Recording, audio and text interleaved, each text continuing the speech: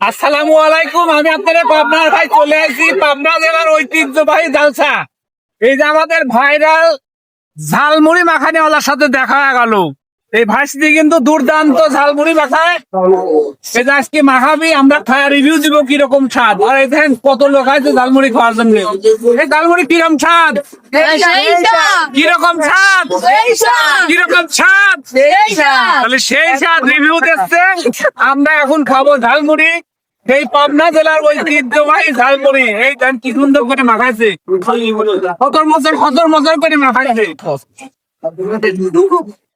আর এই যে হয়ে গেল সেই ভাইরাল ঝালমুড়ি। এই ঝালমুড়ি খাবেন গেলে পরে এমনি দিন যদি আসেন, আসা লাগবে কৈজুরি শ্রীপুর বাজারের পূর্ব পাশে, পুরো পাশেই তো হচ্ছে দোকান।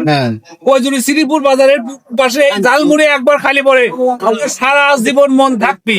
পাবনা জেলার ঝালমুড়ি খাইছিলাম, মাহানিটা দেখো ঢক কি সুন্দর। চামচ দেখছে, চামচও দেছে। হ্যাঁ ঝালমুড়ি আমি খায়া কি বিঘাও দিই, আসলে কিরকম স্বাদ। ওরে আল্লাহ, সেই স্বাদ।